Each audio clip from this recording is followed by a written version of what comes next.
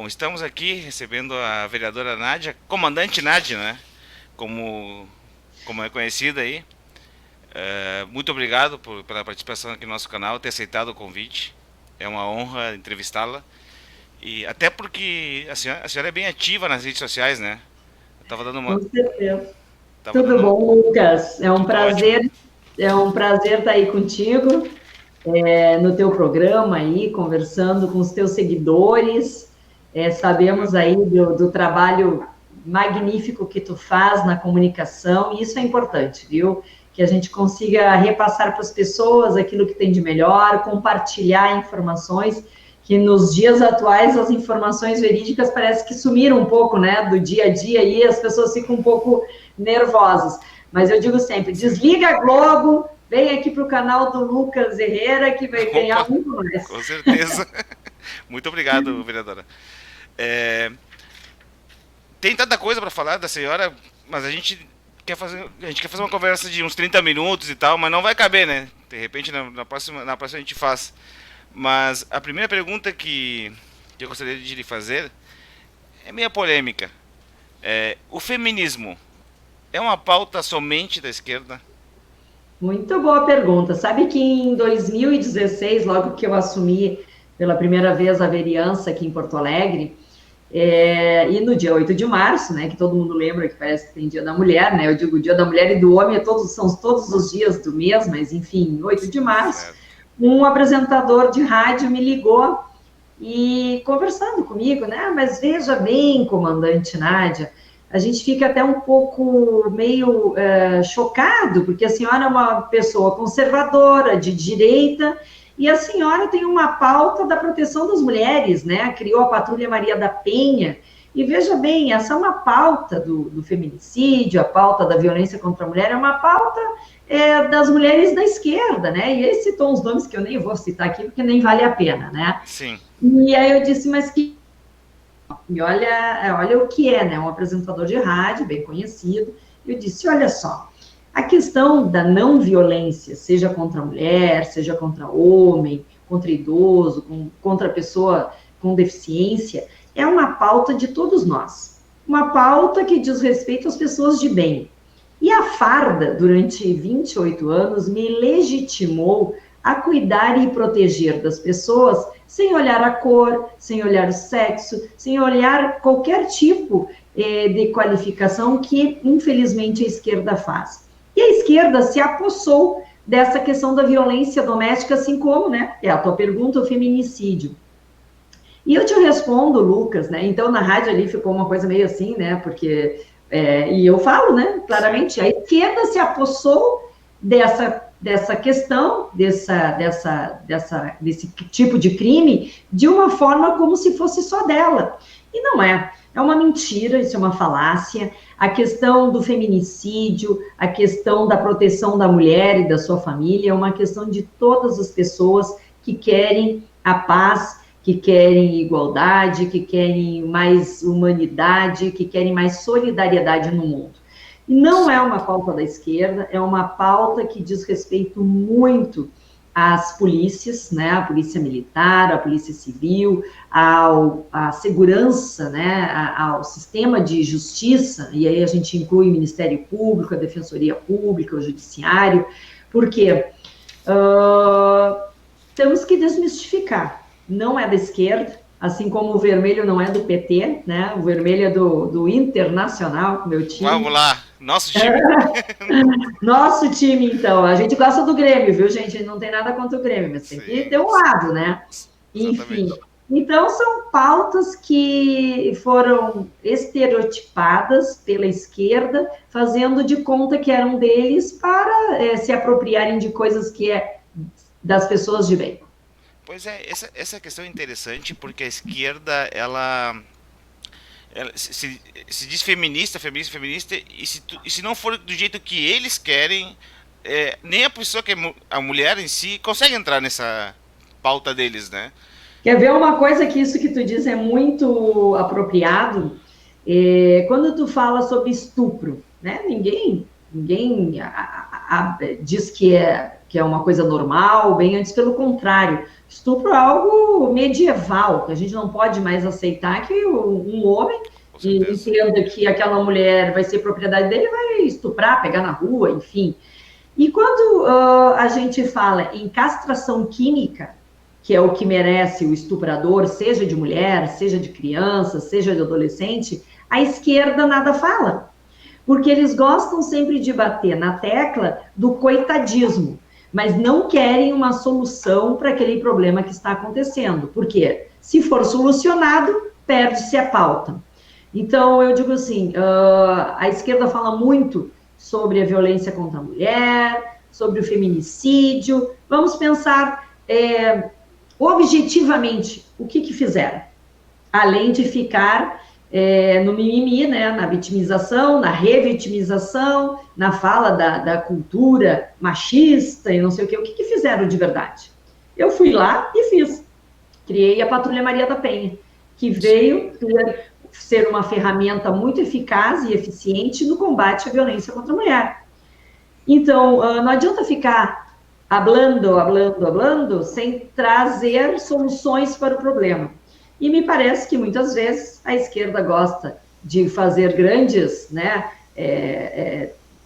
falas, né, grandes temas, grandes, me faltou o termo que eu queria usar aqui, grandes monografias, enfim, sobre o tema, mas botar a mão na massa mesmo para diminuir a questão da violência doméstica, que não é uma questão que diz respeito somente à violência contra a mulher, mas é a violência contra os filhos. Muitas crianças abusadas, muitas crianças também fisicamente violentadas, e que não é feito nada. Para a violência doméstica, se precisa ações afirmativas, o que não é feito, infelizmente, por parte daqueles que se dizem defensores da minoria. Certo. Vereadora, pegando o gancho ali da Patrulha da Maria da Penha, a senhora esteve no exterior, né, dando palestras? Isso Sim. eu estive pesquisando na internet. Esteve em Washington, nos Estados Unidos. No Equador, Nova York. Estive praticamente em todos os estados também do Brasil, levando o know-how de como fazer a Patrulha Maria da Penha e a importância da Polícia Militar se envolver também nessa situação. Veja bem, Lucas, até então, o sistema de rede de enfrentamento à violência doméstica era tido como a Polícia Civil, o Ministério Público, a Defensoria Pública, o Judiciário e Casa de Passagem, um Conselho Municipal da Mulher ou alguma organização que tivesse a proteção da mulher. A Polícia Militar, a nossa Brigada Militar, sempre ficava apartada disso. Por quê? Porque nós só fazíamos atendimento. A partir do momento que a Patrulha Maria da Penha foi instada dentro do Estado, a Brigada Militar incluiu dentro dessa rede de enfrentamento à violência. E por quê? Porque quem está 24 horas na rua? A violência doméstica não acontece na hora do expediente, né, das 8 ao meio-dia, das 2 às 18. Não acontece só ali, né, somente ali. A grande maioria da violência contra a mulher acontece no final de semana, acontece à noite, acontece no domingo. E quem é que está 24 horas na rua e que não pode estar nunca fora do sistema de proteção, de rede de atendimento e enfrentamento à violência? É a Brigada Militar. E a patrulha deu muito certo aqui no Rio Grande do Sul, tanto que ela é referência no Brasil, referência fora do Brasil, né? Levamos a patrulha para fora, recebemos o prêmio em Washington do Banco Interamericano de Desenvolvimento, por entender ser uma ferramenta eficaz do combate. E eu acho que é isso que nós temos que fazer, dar ações afirmativas para que essa mulher consiga sair do ciclo da violência. Essa mulher, quem é? A violência está concentrada em uma mulher que tem de 22 a 34 anos, não tem profissão, não tem o ensino fundamental e nem médio completo, tem de 2 a 4 filhos e é dependente financeiramente total do seu agressor. Esse é o nicho onde mais se concentra a violência contra a mulher. Não que não aconteça nas outras faixas, certo? Claro. Acontece, é democrática, ela acontece em todos os nichos econômicos, classe social, enfim, mas ela fica mais represada, ela tem uma maior potencialidade nesse núcleo de mulheres. O que tem que fazer? Temos que botar essa mulher a estudar. O que tem que fazer? Nós temos que dar uma profissão para essa mulher. Nós temos que profissionalizar essa mulher, nós temos que torná-la independente, para ela ser protagonista da sua vida. Só assim ela vai conseguir sair da violência, do ciclo da violência. Antes disso, ela não tem condições físicas, moral, ela não tem condição financeira e ela ainda tem um grande problema, que é uma afeição com o seu agressor. Ela gosta do seu parceiro, ela não gosta das atitudes que ele toma. E para que a gente termine com a violência doméstica, que ela não se replique com a gurizada, né, que mal aprende como se tratar uma mulher ou como ser um homem, nós temos que dar para essa mulher e para essa família ações afirmativas e não ficar cada vez mais colocando ela para baixo, né, do buraco. Aí, pegando mais um gancho nessa questão, te faço uma pergunta que não está aqui na pauta, pensei agora, uma pergunta filosófica. Hoje sabemos que no Brasil tem grandes mulheres empresárias. Eu estava ouvindo até a entrevista da dona da gangue, que são 3 mulheres que comandam ela e as 2 filhas, né? Tem inúmeras mulheres, como a senhora, que já foi comandante da Brigada Militar, hoje é vereadora e tudo mais. Não tem uma questão de... eu entendi o negócio do estudo. A gente tem que incentivar as mulheres a estudarem e tudo mais. Mas, de repente, será que elas não querem? Tipo, não quero. Eu decidi ficar em casa. Elas não conseguem. Elas não têm a possibilidade. Muitas delas acabam tendo filhos muito cedo. E pelo agressor ter já um estereótipo de que eu sou o detentor, eu sou aquele que provém a casa, eu sou aquele que vai dar o dinheiro para sustentar minha mulher e meus filhos, porque ele é o machão, né? Ele é aquele o varão que não admite que a mulher saia da sua casa. Que a mulher tenha amigas que sejam muito para frente, digamos assim, Sim. amigos, nem pensar. Então, esse agressor tem também o estereótipo de que ele é o provedor da família. Então, ele não admite que a sua mulher tem que sair para trabalhar, porque ela tem que ser sustentada por ele. Então, essa é a formação também do agressor, porque o agressor, diferentemente da mulher, ele tem uma profissão, ele, na grande maioria, não tem ficha criminal, ele não é ele não é um mau pai, ele não bate nos filhos, né?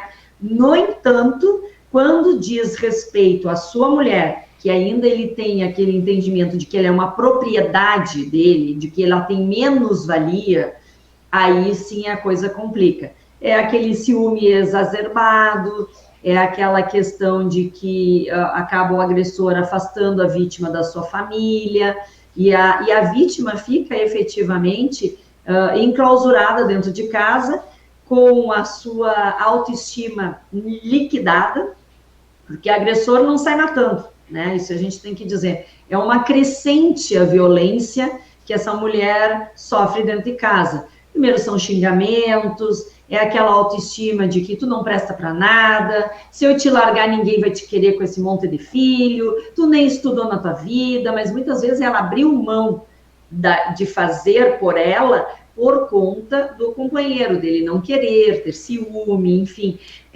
E geralmente o agressor vem de uma família assim, viu, Lucas? Sim. Ele já vem mal aprendido de que o pai dele também tinha esse estereótipo de eu que mando na casa. É aquela questão da família patriarcal, né? Depois que mudou para matriarcal. Mas eu acredito, assim, ó, que com bastante conversa, quanto mais a gente desmistificar essa questão, e eu tenho certeza, tu é homem aí, tu também não quer nenhuma mulher da tua vida, seja irmã, filha, namorada, mãe, sofrendo qualquer tipo de violência por um tipo de crime que ela cometa, ser mulher, ponto. Sim. Então, eu acho que isso é uma batalha de todos nós, né, pessoas de bem. Nós não queremos violência contra a mulher, não queremos violência contra o homem, não queremos violência contra o idoso, contra animais, contra crianças, e a gente tem visto aí barbáries, né? Agora eu falei criança, me lembrei o caso aquele do vereador que fez horrores com aquela criança ali. Isso, o Então, menino Henry, né? O Henry. um absurdo, né? E agora eu Absurdo. estava vendo que até a babá estava envolvida. Então, assim, nós não podemos mais perder tempo, perder dinheiro e perder vidas, que são os mais importantes no nosso país, né? Por Com conta certeza. de coisas que não deveriam estar acontecendo. Eu acho que essa pergunta já deve ter feito várias vezes, né? Mas como é ser comandante da Brigada Militar sendo mulher? Eu fui a primeira mulher a comandar um batalhão de polícia militar, né? Eu digo assim, a Brigada Militar tem, para mim, a função mais importante é comandar um batalhão, né? É aquele que vai estar dentro de uma região com bairros ou com cidades, né? E tu vai definir aonde tu vai aplicar o teu efetivo, quais são as formas de atuação, quem é que está precisando do quê. E isso aconteceu lá em 2007, né? Eu fui convidada, então, a comandar o 40º Batalhão de Polícia Militar, a sede era em Estrela, e nós morávamos aqui em Porto Alegre, eu e meu esposo também é da Brigada Militar, e o nosso pequeno, à época, tinha 3 anos, o Matheus. E imagina, a vida toda organizada em Porto Alegre, de repente viria esse convite para ir para uma cidade que a gente não tinha família, não tinha amigos, nem não conhecia, e a gente aceitou o desafio, né? Então, eu falo sempre para as pessoas, aceitem desafios, que os desafios te fazem maior ainda e te fazem ver que aquilo que tu achava que não conseguia, tu consegue sim, e tu fica muito melhor do que era. E nós pegamos, né, o marido, conversei com o marido, enfim, acertamos e nos fomos para a Estrela, papagaio, mala, e todo mundo, né?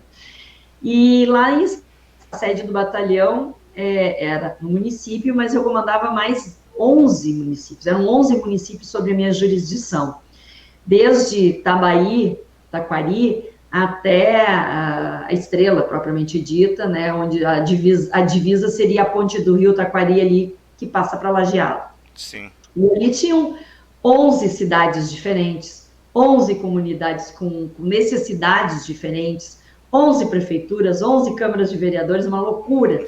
Colonização alemã, italiana, portuguesa, uma coisa assim.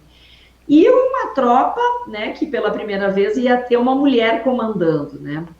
E eu vou te dizer que foi muito bom porque, assim, a tendência, e aí eu não estou falando se é melhor ou pior, né, é diferente. A mulher tem um comandamento, tem um gerenciamento, e aí quem está nos ouvindo vai pensar, não pense só na brigada, pense numa mulher administradora, pense numa mulher empresária, pense numa mulher mãe, dona de casa. A mulher tem a tendência de comandar o espetáculo do centro.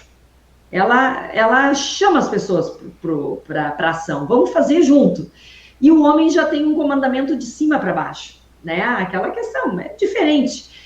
E eu acredito que esse olhar de tu envolver as pessoas naquilo que nós precisamos fazer, naquilo que precisava ser feito, deu um olhar, foi uma quebra de paradigmas na brigada, mostrando que sim, que mulher também pode ser comandante de um batalhão, que mulher pode e tem uma boa ascendência sobre as pessoas que trabalham consigo. A época eu parecia um ET, né? Todo mundo queria saber de onde saia essa mulher. Então, eu saí na Folha de São Paulo, saí no Globo, Rio de Janeiro, São Paulo, Minas Gerais, todo mundo queria saber. A primeira mulher no estado, né, que todo mundo dizia machista. Eu digo, nem é tanto, tá? Nem é tanto machista assim. O pessoal só criou a fama, mas não, o pessoal é bom. E aí eu dizia, olha, é uma questão de ascendência dentro de uma carreira, que chega lá quem tem qualificação, quem tem competência, quem foi escolhido, quem tem algo mais para dar. E eu fui ali, fiquei 5 anos comandando o batalhão. O nosso batalhão teve por 3 anos consecutivos nos primeiros índices de diminuição de criminalidade, de aumento de segurança. Mas por quê? Porque a gente, junto com a tropa, com soldados, com sargentos, com os tenentes, com os meus oficiais, a gente sempre combinava o que era melhor. E nunca fui de ficar dentro do quartel, viu, Lucas? Sempre estive junto com a minha tropa na rua, fazendo o que a gente sabe fazer de melhor, que é o policiamento ostensivo, protegendo as pessoas e dando um sufoco aí na criminalidade. E depois comandei o 19 aqui em Porto Alegre, né, o 19º Batalhão ali, fazendo até divisa com Viamão. Sim, que pega a zona norte, na né? zona leste, bem leste ali, aí pegando a Maria Deolada, Conceição, o Campo da Tuca, Morro da Polícia, Morro da Sim, Cruz, bem tranquilo, né? Uma região bem tranquila. bem tranquilo, É toda a ótimo. Lomba do Pinheiro ali, até chegar a Viamão, ali, Restinga, então, Cafuncho, Mapa, Quinta do Portal, Meu enfim, Deus. bastante coisa ali, mas deu certo por quê? Porque nós temos duas coisas dentro da Brigada Militar, hierarquia e disciplina. Né, a disciplina que não faz mal a ninguém, não é algo militar, mas a disciplina é boa, é a rotina, né, aquela questão para a quem se deve o respeito, e a hierarquia, né, que temos em qualquer local, né, numa empresa se tem hierarquia, no teu estúdio aí tem uma hierarquia, e Claro. isso não faz mal a ninguém, antes mesmo pelo contrário, faz com que as pessoas fiquem melhores, e trabalhar em prol da sociedade gaúcha faz uma diferença toda. Certo. É, passando para a próxima pergunta, o que, que falta, a senhora como vereadora de Porto Alegre, o que, que falta em Porto Alegre? Que falta em Porto Alegre? É, Olha, o agora que eu seria um acho que projeto, falta abrir, né? Vamos abrir as coisas, vamos não, deixar Porto Alegre aberto. sim, depois eu gostaria de entrar na questão da pandemia, mas como se não tivesse pandemia, o que, que falta para Porto Alegre arrancar de vez? Ou a senhora acha que o governo Eu acho que olhar os Tá bom. empresários com um olhar mais generoso, né? Hoje são os empresários que são o empuxe de qualquer administração pública, né?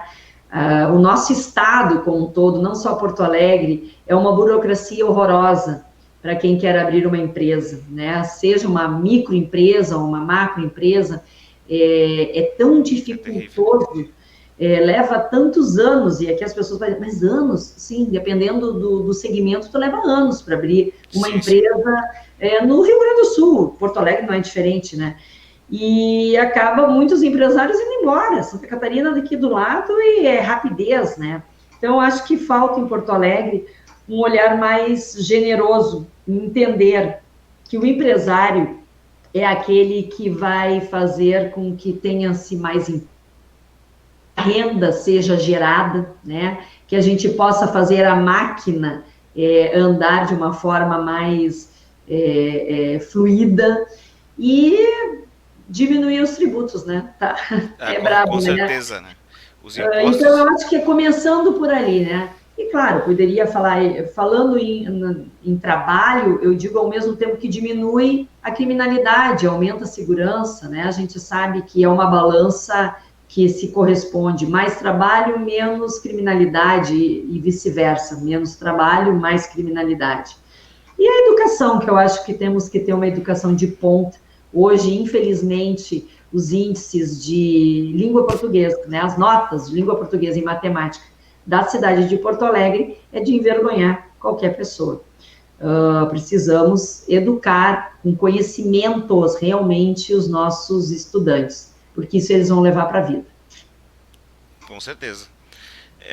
Agora, fazendo um panorama a nível nacional, a nível governo federal, né? Como a senhora avalia a gestão do presidente Jair Bolsonaro? Olha, eu não queria estar na pele do homem, viu? Sim, Mas eu acredito que ele veio para quebrar o monopólio que nós tínhamos de 16 anos de uma esquerda que roubou, que foi corrupta, que roubou mais do que dinheiro, roubou o sonho dos brasileiros. Roubou comida da criança na escola, roubou a educação, roubou a saúde e o emprego. Então, eu acredito que o Bolsonaro tenha vindo e foi e tem sido aquela pessoa que vai dizer, não é assim que nós queremos. Colocando, que aquela pessoa que está colocando o Brasil nos trilhos de novo. Infelizmente, a pandemia atrapalhou muito, né? Qualquer gestor público do executivo que tem entrado nesse período de pandemia se viu com as mãos amarradas. Infelizmente, politizaram o vírus, e isso fez com que muitas das ações que eu tenho certeza que o presidente Bolsonaro estaria fazendo foram interrompidas, né, por ações judiciais, por questões políticas mesmo, e infelizmente, né, nós não deveríamos estar passando por isso, porque o inimigo é um só, é a Covid-19. A briga partidária, política, vai acontecer o ano que vem, então nós deveríamos separar bem essas coisas, porque não se faz palanque em cima de pessoas mortas. E isso a gente tem que respeitar muito. As pessoas estão, as famílias perderam entes queridos, perdemos muitos amigos, o vírus é danado, não é fácil, mas infelizmente muitas ideologias quiseram ganhar em cima da morte de pessoas. E como eu falo sempre, o palanque não pode ser pessoas mortas, o palanque é outro. E é o ano que vem que a gente tem que discutir isso. E eu acredito que ele faria muito mais, viu, do que ele está fazendo hoje. Mas eu acredito que ele veio cumprir a missão e precisa mais 4 anos. Certo. Se a senhora me permite, eu gostaria de fazer um pouquinho o advogado do diabo. Porque a senhora é uma senhora uma pessoa culta, né? Inclusive, se não me engano, também fez um pós em psicologia. Psicologia escolar e gestão pública. Isso, na PUC, né? Certo. PUC, isso. O Bolsonaro, analisando ele como pessoa, nota-se que ele não é uma pessoa culta, né? Já de cara, né? Nota-se também uma pessoa que não consegue formular 2 frases coordenadas, né? Assim como a senhora colocou que as mulheres também têm que estudar, o Bolsonaro não me parece preparado para governar o Brasil, na minha opinião, e muito menos a esquerda, tá? A senhora concorda com isso? Mas vamos lá, tivemos um bêbado durante anos comandando o Brasil, né, sem ter nível superior. As pessoas se chocam com os palavrões, me parece, né, que o Bolsonaro faz ali, tem aqueles lampejos, assim, de sai falando o que vem na cabeça, né? Sim. Mas eu vou te dizer, eu acho que as pessoas querem mais pessoas em locais de mando do que pessoas fictícias, né? Não precisamos de personagens montados. Cada vez mais eu acho que o eleitor não quer ninguém em cima do muro. E isso a gente viu por anos, né? As pessoas em cima do muro. 16. Eu te perguntando, né? Ô, Lucas, tu é do Grêmio, é do Inter? E aí eu não tô sabendo, eu vou fazer o charminho até tu me dizer que é do Inter. Eu também sou do Inter, né? Então, não pode mais ter ninguém em cima do muro. E por anos a gente teve vários políticos em cima do muro, muita decepção, frustração por parte dos eleitores, e eu acredito que agora, independentemente de se gostam ou não, nós temos um presidente que fala com o povo, né, e fala mais do que isso, sem roubar, isso que é mais importante, sem corrupção.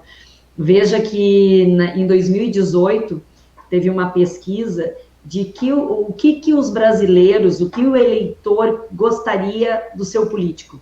E uma das primeiras falas, o que teve de mais incidência no pedido, era que fosse honesto.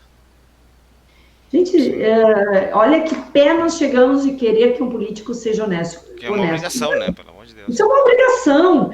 Mas as pessoas, os eleitores, estavam sedentos de pessoas honestas. Por quê? Porque passaram por anos de pessoas desonestas, né? Com uma questão da Lava Jato, que descortinou aí parte, né, do que estava acontecendo. Sim. Lava Jato, Petrolão, Passadena lá, Passadina, não sei como é que se pronuncia. Passadena. E por ali vamos, né? Mensalão, então, etc. Assim, fala palavrão, fala, também não gosto, né? Tem muita coisa que eu digo assim, Jesus, fica quieto, não precisa falar, mas assim, enfim, era necessário para tirar a esquerda do poder e quebrar esse monopólio que eles tinham aí de querer tirar os sonhos dos nossos filhos. Certo. com relação à pandemia, como a senhora vê o governo do estado com relação à gestão da pandemia? Olha, agora O governador. nesse momento agora, eu acredito que o governador está mais do que acertando, fazendo a cogestão. Sim, Sempre falei, não pode, né, o governador querer avocar para si toda a responsabilidade por conta da pandemia. Ele tem o dever de dividir essa responsabilidade. E com sim, quem que ele vai dividir? Com seus prefeitos. São 497 prefeitos eleitos democraticamente pelo voto, onde os seus munícipes deram para esse prefeito o cheque assinado em branco dizendo assim: cuide da nossa cidade. Não é só para o bem bom, é claro. principalmente para os momentos piores. E esse é o momento pior, de uma crise de saúde que gerou outra crise econômica e que o governador precisa dividir a responsabilidade. Porque ele não é onipresente nos 497 municípios. Aquilo que acontece lá em Quaraí, por exemplo, o governador estando aqui na sede do governo, ele não tem como observar diariamente o que está acontecendo em Quaraí, em Alegrete, em Tramandaí, enfim, nos municípios mais afastados, quem vai ter que dizer e customizar o que vai abrir ou não dentro da sua cidade é o prefeito, que está vivenciando o que está acontecendo dentro do seu município. Então, acho que acertadamente agora o governador Eduardo Leite, dividindo a responsabilidade com os prefeitos, chamando os prefeitos também para serem copartícipes dessa decisão de abre ou fecha, que é muito importante. É um Sim, governador jovem, com ideias boas, e que precisa, sim, dividir responsabilidades. E eu acredito que essa cogestão vem para facilitar a vida de todos. E o que a gente quer é que a gente possa passar por essa pandemia, né? Pensamos que durante um ano conseguiríamos passar por ela, agora a vacina vindo aí com toda uma esperança para as pessoas, mas nós precisamos abrir, né? As pessoas claro. precisam trabalhar, e é isso que nós esperamos aí, muito em breve. Se Deus quiser. Nesse sentido, eu também concordo, né? Eu acho que o que faz o vírus circular não é o comércio, porque o comércio em si, aqui a gente tem fiscais, o comércio se protege, de alguma maneira se protege porque eles precisam, né? Realmente trabalhar. Eu acho que fomenta o vírus, mesmo as pessoas, a responsabilidade, as festas noturnas. É a cultura do brasileiro que faz com que o vírus prolifere sem parar, né? Mas, Lucas, lembra do carnaval? As pessoas em pleno carnaval encheram as praias gaúchas. É Era um inacreditável. guarda-sol ao lado do outro na beira-mar. Era a gurizada fazendo festa clandestina, um tomando na garrafa, né? Garrafa de refri, de sei lá o que que era, Passando passando pro para o outro. outro.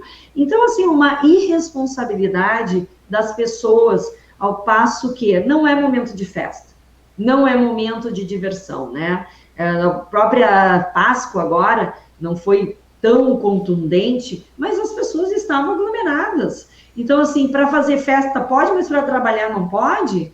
É isso que nós temos que nos conscientizar. Se as pessoas não trabalharem, não vai ter comida na mesa dos seus filhos, não vai ter dinheiro para pagar aluguel, não vai ter dinheiro para pagar água, luz, e as pessoas têm reclamado muito de estarem prestes a serem despejadas. Sim, Por quê?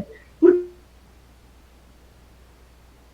é fácil, né, para alguns segmentos dizer fica em casa, quando o teu está garantido todo final do mês. Agora, vamos para a rua para ver o que, que as pessoas estão precisando, e as pessoas precisam trabalhar, sim, dentro de todo o protocolo. Que eu volto a dizer, ninguém aqui está dizendo que o vírus não claro. é sério, aqui nós estamos, sim, preocupados, com sentimentos pelas pessoas que morreram, mas a gente não pode terminar com uma crise criando outra crise que já está criada, né? Que é a crise na economia, no trabalho das pessoas. E isso é muito triste. Então, vereadora, para finalizar, é, existe uma possível candidatura aí para ser deputada do estado? Te colocando Olha, numa saia curta aí. pois é, eu disse, saia justa o programa, não Saia entendi. justa. Vamos trocar o nome, Lucas Herrera, não saia justa. Olha, eu digo assim, ninguém é candidato de si mesmo, né? Eu acho que as pessoas têm que ter bastante tranquilidade. Agora, em janeiro mesmo, era ainda presidente da Assembleia Legislativa, o deputado Hernani Polo, eu fui chamada para assumir como deputada estadual, né? Porque era das suplentes. Sim. E fui lá e abri mão, né? Disse que não assumiria como deputada estadual, porque eu tinha que honrar os 11.172 porto-alegrenses que me deram a confiança do seu voto, que colocaram no meu nome a esperança de mudança na segurança, na economia, no trabalho, na saúde, na educação. E eu disse para ele, né, olha, se for entrar aqui na Assembleia Legislativa, só se for pela porta da frente, né, eu sou meio cheio. Mas eu acho que é cedo ainda da gente poder falar em campanha, né, nós estamos aí com uma batalha, que é a batalha do volta às aulas, que é a batalha de resgatar a economia, o empreendedorismo dentro de Porto Alegre, o turismo. Então, nesse momento aí, estamos trabalhando, né, óbvio que o ano que vem, se assim entenderem as pessoas que convivem comigo, os eleitores, as pessoas que confiam no meu nome, nós até poderíamos ir disputar uma candidatura sem problema nenhum. Mas, por enquanto, estamos aí focadas no trabalho, né? O meu gabinete está focado. Fizemos sábado passado, ou retrasado, uma belíssima ação para recolher doações de cestas Sim. básicas para o setor de eventos. Né, conhece bem o setor de Sei, eventos, o conheço muito bem. primeiro é o último que vai abrir, então nós temos aí, o pessoal quando fala em setor de evento pensa festa, né? Não, gente, Sim. calma, não é festa. É agronegócio, é possibilidade de inovação, tecnologia, Claro. aqui eu trago Cotrijal, Festa da Uva, enfim, que na verdade trazem mais dinheiro, mais capital para dentro do nosso estado do Rio Grande do Sul e que estão fechados. Também casamentos, festa de 15 anos, né? Eu disse, não é festa, mas também tem festa de 15 anos, Claro. formaturas, né? Tantas coisas que Feira do passaram, Livro. Feira do Eu Livro, adoro, nossa, né? então Trabalhei 5 anos ali na Feira do Livro de Porto Alegre. e não teve, né, gente? Não, não. Provavelmente não vai ter esse ano, então, assim, e isso é evento. São pessoas que estavam envolvidas e são milhares de pessoas. Manobrista, garçom, doceira, a senhora que limpa o banheiro, que faz a faxina no final, que aluga cadeira. Gente, o que bota o som, luz, meu Deus. E essas pessoas ficaram sem emprego. Algumas conseguiram se customizar, se reinventar fazendo outro tipo de atividade, mas a grande maioria está passando um bom bocado aí. Nós fizemos uma ação belíssima, com a ajuda de muita gente, que a gente pode deixar da pandemia, né, Lucas? Sim, De tudo que foi ruim, nós também temos coisas boas, a solidariedade. com Né? As certeza. pessoas se doando, entendendo o outro quando precisa e tendo essa solidariedade. Eu lembro no apartamento, no edifício da minha mãe, no elevador, o cartazinho aquele. Olha, idosos, eu sou o vizinho do apartamento tal, qualquer coisa me peça, eu posso ir na padaria, no açougue. Gente, tem coisa mais linda que isso? Solidariedade, né? Então, acho É que um verdade. grande legado que vai deixar essa pandemia se colocar no lugar do outro e que a gente não pode ficar brigando entre nós. O inimigo é outro. O inimigo é o vírus. Bora lá. Exatamente. Vereadora, desculpa, mas eu vou te fazer mais uma pergunta, porque eu não gosto de seguir pauta. Tem uma pauta aqui, ó. Deixa eu te mostrar. Não, a gente não segue. É, Bota para, vai vamos lá. lá. Eu gosto de ir conversando e me inteirando dos assuntos e tudo mais. É, a primeira pergunta é: essa campanha que a senhora falou, a senhora estava vestida de noiva? Não sei se é a mesma. É Tava, essa? Muito de legal essa novo. campanha, eu vi, tá? E a pergunta, eu te fiz a pergunta a principal do canal, porque a intenção do canal é trazer pessoas jovens para a política. O que que falta para as Eu vou mulheres? chamar os jovens, tu quer dizer? Ah, Tipo a tá. Vou senhora, chamar. jovem, Ah, tá. uma pessoa jovem, que as pessoas jovens que eu digo que não tem experiência política, né? que falta para as mulheres virem para a política? Seja jovem, adulta ou sei lá o que for. Eu acho que falta para as pessoas, como um todo, virem para a política, viu? Por muitos anos a gente entendeu que política era uma coisa ruim. Política é meu bem e meu mal, tá, gente? É tipo Djavan, assim. É Sim, meu mal para aqueles políticos que querem só se locupletar, né, e terem a si sendo cada vez melhor, mas é meu bem quando tu acha políticos que querem fazer a boa política, mudanças na rua. Eu sou tenente-coronel da brigada e para mim valeria muito mais ficar em casa. Mas eu não quero a rua onde meus filhos vão buscar, ir pegar um ônibus, ir para a escola, onde meus amigos trabalham, onde a minha mãe e meus tios estão, insegura. E para mudar isso, não é só com a Brigada Militar, não é só com a Polícia Civil, são políticas públicas que são feitas por quem? Por bons políticos. O que falta? Falta as pessoas entenderem que política é boa. Se eu não entender a política, os maus vão tomar conta. Quando eu fui convidada em 2016 para concorrer, eu fui, é bem engraçado, a gente está no bate-papo, né, que todo mundo... primeiro fui conversar com a família, né, porque fazer política é manhã, tarde e noite e tu não esquece a tua vida. sim. E depois eu fui... Aquele político que trabalha, a senhora diz, né? Ah, sim, o que Tem trabalha. Até que compromisso com a eles sociedade. fazem de conta. Sim. Mas é que eu não sei brincar, viu, Lucas? Quando eu entro no negócio, eu brinco, é para valer. Sim, tem que ser. E aí eu fui bem faceira contar para umas amigas, né? A gente foi jantar fora, eram umas 15, 16 amigas, e eu fui bem faceira com elas e para elas contar, gurias, olha só, eu vou concorrer a vereadora. Olha, foi um assim, não acredito, tu é louca, tu é uma pessoa do bem, para que fazer isso? Do bem é muito bom. E aí eu disse, por isso é que eu vou entrar, porque Claro. a grande maioria das pessoas acham que a política é para a pessoa do mal. A gente vai mudar.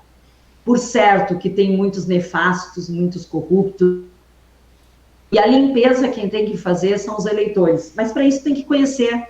Não pode pensar em política só de 4 em 4 anos. Tem que pensar política antes, durante, que é o mais importante, durante o tempo que aquele que tu escolheste está lá no parlamento ou no executivo, para que depois, quando tiver que votar, tu saiba bem certinho o que ele fez. Com Porque certeza. quando eu perguntava em quem tu votou para vereadora, as pessoas não lembravam. Não sabe. Não sabem. Então, esse é o grande erro.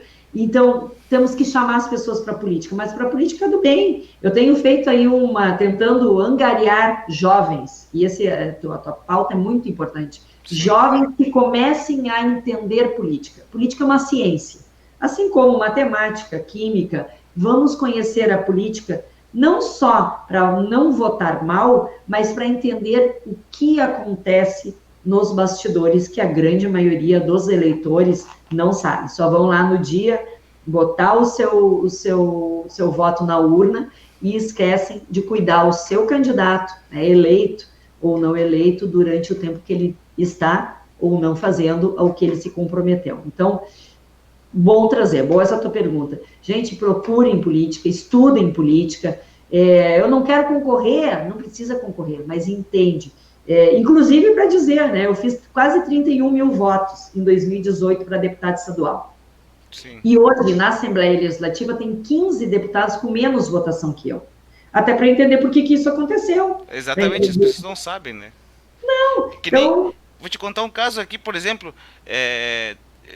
Na última campanha eu estava falando com vários eleitores e uma disse assim, não, porque o Bonato é o prefeito, né? Não sei se você conhece, claro.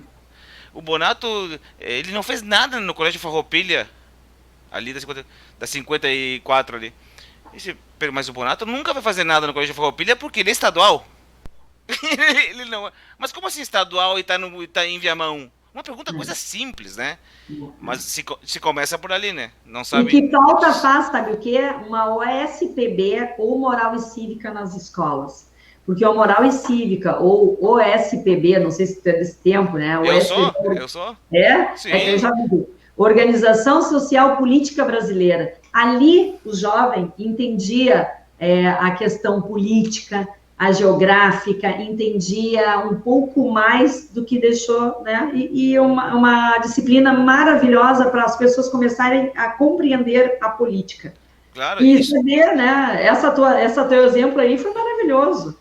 sim. Enfim, Eu e não isso sei se, acontece muito, viu? sim. Eu não sei se na época no Brasil, porque eu sou brasileiro, tá? Fiquei até aqui até os 6 anos, não parece, mas eu sou. Fiquei até os 6 anos e estudei em Buenos Aires depois. Meus pais são argentinos. E lá eu tinha educação cívica, né, e moral, né? E não sei se aqui tinha na época, mas eu já tô com 40 anos, entendeu? Acho que o pessoal tinha aqui também. Mas é uma bela Tinha, ciência. Uma bela tinha ciência. sim, só que aí entrou um governo que quer quanto menos souber, melhor para eu poder dominar. Então foi retirado algumas disciplinas importantes como a educação física, não é mais obrigatória e que é tão bom para a juventude exercitar seu corpo, não chegar depois como velho e dizer, bom, agora tu tem que caminhar porque tu esqueceu de Sim, caminhar quando era jovem ou fazer um exercício. com Então nós certeza. temos aí que fazer algumas boas readaptações e acredito que o presidente vai fazer com os ministros, a escola cívico-militar.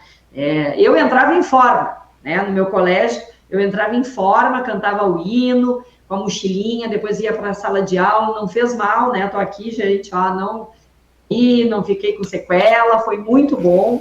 E é isso que nós precisamos, retomar alguns valores que foram esquecidos na educação formal dos nossos filhos e estudantes. Eu concordo muito, concordo com isso. Essa parte do hino também é muito bacana, porque eu estudei lá até os 16 anos. E lá na Argentina é obrigatório todos os dias de manhã cantar o hino, seja colégio militar, público, privado. Eu Sim, estudei nos dois, estudei em privado e em público lá. E aqui no Brasil, eu nunca cantei o hino nos colégios que eu estudei. É isso que é um achou horror, um horror. a falta de pertencimento, né? Não sei se isso é da cultura, né? Ou sei lá por quê. Mas Não, lá isso era. foi colocado, né? Até os anos anteriores, muitos anos tinha essa questão de cantar o hino, de ficar em forma, de cultuar os nossos maiores símbolos, o hino nacional, a nossa bandeira. E com o tempo, né, com esse partido de que só gosta de desconstruir instituições fortes, foi se perdendo e foi se modificando ao gosto, né, da esquerda e que não mostrou aí que não deu resultado nenhum, bem pelo contrário, né? Formamos aí novos cidadãos que rasgam, queimam a bandeira em praça pública, que não Sim, respeitam a igreja, que não respeitam a formação de uma família, que não respeitam a polícia, né? A gente vê muitos estudantes hoje aí fazendo passeatas com gritos de guerra, né? Eu quero o fim da polícia militar. E aí tu pensa, a quem interessa o fim da polícia militar? Né? Só pode ser para anarquista ou para o exatamente. criminoso, né? Enfim, temos muita coisa para mudar e eu tenho certeza que o Brasil verde e amarelo vai ser ainda muito triunfante. Tenho muita esperança. Vereadora Nádia, muito obrigado por ter vindo aqui no meu canal, aqui conversado com a gente, nos explicado muita coisa. E eu acho que se a gente tem conversa aqui para mais 4 horas, mas como a senhora é uma pessoa culpada também, tem que trabalhar, tem que dormir e tudo mais, a gente encerra por aqui. Eu agradeço, viu, Lucas, me colocando à disposição para a gente fazer novos bate-papos aí. Agradeço a audiência do pessoal que te segue, dizer que eu sou uma pessoa muito otimista. Eu acredito que se a gente botar a mão na massa, parar de reclamar um pouquinho e ir para a rua tomar um sol, tudo melhor. Com, Viu? cer Muito com obrigada, certeza. querido. Muito sucesso sempre. Contem comigo. Quem quiser me acompanhar, tem minha página no Facebook, Comandante Nádia, no Instagram, no Twitter. Da meia-noite às 6 eu respondo no Taco a Taco, viu? Ah, é? Muito bom saber. Muito obrigado. Obrigada, gente. Beijão, querido. Beijão.